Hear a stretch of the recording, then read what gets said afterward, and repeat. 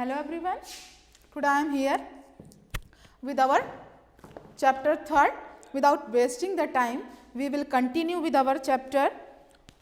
So I am starting to explain the chapter. So all of you have attention. The challenges is creating such a device where manifold. As you know that we are reading this chapter and this chapter based on a fish tail. Okay, ये chapter किस पर based है? Fish, जो एक dolphin थी उसकी जो tell थी, जो पूंछ थी वो इंजर्ड हो चुकी थी. ठीक है, तो अब वो इस समय बिना पूंछ की है. वो अभी डॉल्फिन जो है 3 महीने की डॉल्फिन थी. ठीक है, तो हम उसके बारे में पढ़ रहे थे. You have clear this word because this is a fish name. Okay, the challenges in creating such a device were manifold. जो चैलेंज थे कि जो कैरल था और डैन थे वो प्रोसेस कर रहे थे ना कि इसको नई पूंछ लगानी है, इसके जो वर्टिब्रा में जो स्क्रैचेस वगैरह आए थे तो उसके ऊपर वो लोग काम कर रहे थे. तो चैलेंजेस बहुत थे. और सच ए डिवाइस मीन्स होता है जिसको आप गैजेट भी बोल सकते हो. ठीक है, तो मैनीफोल्ड बहुत सारे थे उनके पास में device. It is not easy to fit a prosthetic limb and then make to move the way a usual part of our body moves. देखिए क्या होता है, it is not easy to fit prosthetic limb. Limb means होता है अंग. ठीक है, हमारी बॉडी का पार्ट. तो ये इजी नहीं होता है कि जब हमारा नेचुरल कोई सा भी बॉडी का पार्ट अलग हो जाता है तो इसकी जगह अगर हम आर्टिफिशियल कोई सा भी बॉडी पार्ट लगाते हैं तो ये पॉसिबल नहीं है कि वो उसी वे में काम करेगा. हो सकता है कि वो काम करे या ये भी हो सकता है कि वो काम ना करे. This one would attach to the end of the winter's body and had to move side to side, up and down and gently twist as she swam. देखिए ये प्रोस्थेटिक जो लिम्ब था क्यों अटैच किया जा रहा था, जिससे कि वो साइड से साइड मूव कर सके, अप डाउन में मूव कर सके और पहले के जैसे ईजिली वो पानी के अंदर स्विमिंग कर सके, स्वैम कर सके. It is also needed to attach properly to her stump. Stump means होता है हमारी जो बॉडी होती है, ठीक है, उसका एक part. It is also needed to attach properly to her stump. Fish की बॉडी में ऐसा कोई पार्ट होता होगा जिसको स्टम्प नाम से जानते हैं. ठीक है, लिम्ब, पार्ट्स ऑफ लिम्ब बोलते हैं उसको. It is also needed to attach properly. तो ये भी बहुत आवश्यक था कि जो आर्टिफिशियल जो उसको प्रोस्थेटिक लिम्ब दिया जा रहा था वो प्रॉपरली उसकी बॉडी में अटैच भी हो जाए.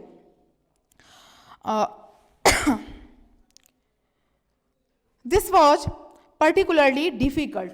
ये मतलब मेजर तरीके से बहुत ज़्यादा ही डिफिकल्ट था. कैरल बताते हैं आगे, because dolphin have delicate skin. ऐसा करना क्यों डिफिकल्ट था? क्योंकि जो डॉल्फिन होती है उसकी जो स्किन होती है वो बहुत ज़्यादा सॉफ्ट होती है. अंडरस्टूड? बहुत ज़्यादा नाजुक होती है. Human skin is also फ्रैगिल.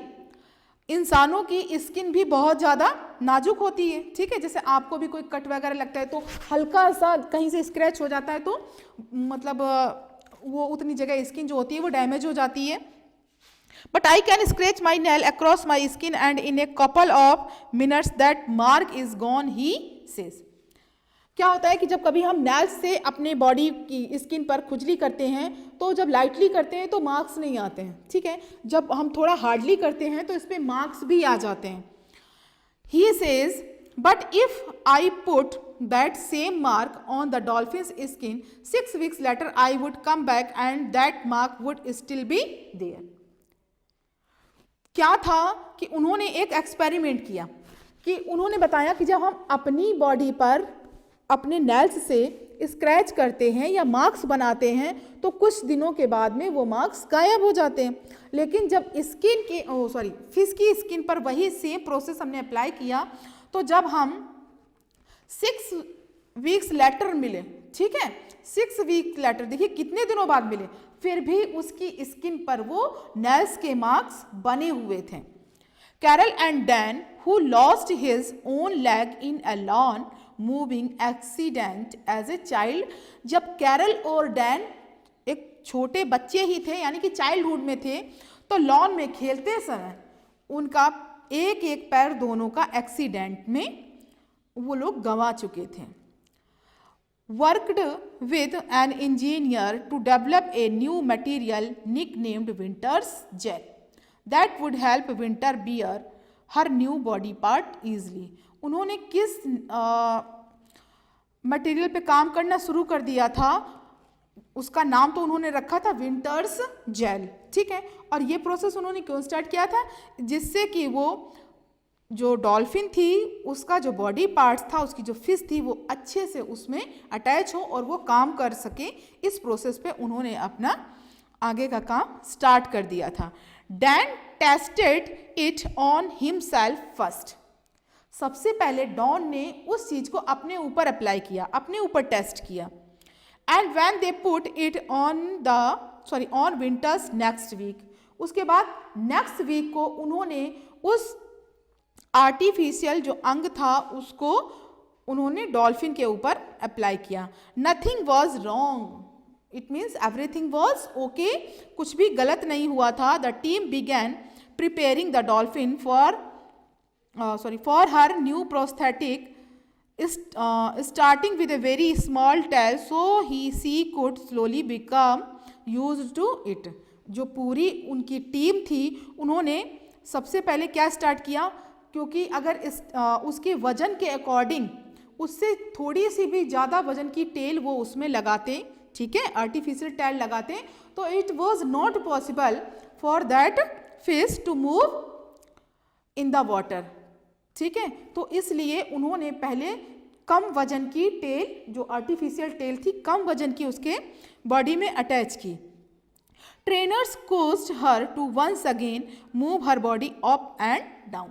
सबसे पहले देखिए, क्योंकि वो अपनी पूंछ को खो चुकी थी और अब वो स्विमिंग भी नहीं करती थी, तो जो कोच थे, वहाँ के ट्रेनर्स थे, उन्होंने उस विंटर को वहाँ पर ट्रेन करना शुरू किया कि उस आर्टिफिशियल टेल के साथ में वो कैसे स्विम करे, इसमें उसकी वो हेल्प करते थे, उसको सिखाते भी थे।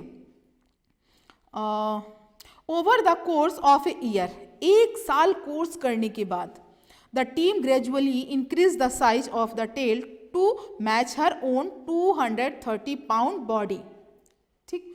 उसके बाद में जैसे जैसे विंटर का वजन बढ़ता गया, ऐसे ऐसे वो पूंछ का वजन भी बढ़ाते गए। अब पूंछ में वजन नहीं बढ़ाते थे, वो उसकी जगह वो पूंछ को हटाकर उसकी जगह उसी साइज से थोड़ा सा वजन ज़्यादा लेकर नई पूंछ बनाते थे, फिर उसको मतलब नई पूंछ लगाते थे। तो जैसे उसकी बॉडी का वजन बढ़ रहा था, ऐसे ही उसके अकॉर्डिंग वो उसकी पूंछ को भी बढ़ाते जा रहे थे। एट लास्ट में 230 पाउंड की हो गई थी वो लास्ट में जाके। And Winter began swim as she had before the accident, और इस समय वो एक प्रॉपर वे में थी जिस तरीके से वो एक्सीडेंट के पहले थी, यानी कि अब वो उस आर्टिफिशियल टेल के साथ में ईजिली मूव करती थी, पानी के अंदर स्विम भी करती थी। We knew it was going to happen, but when it happened it was just awesome। we knew it was going to happen, अब हम जानते हैं कि ऐसा कुछ हो चुका है, but when it happened it was just awesome, लेकिन जब ये पहली बार हुआ था तो ये बहुत ही excellent था। Carol says about the first time Winter used the full prosthetic just to see this very clean, correct, smooth motion in the water, it was absolutely breathtaking।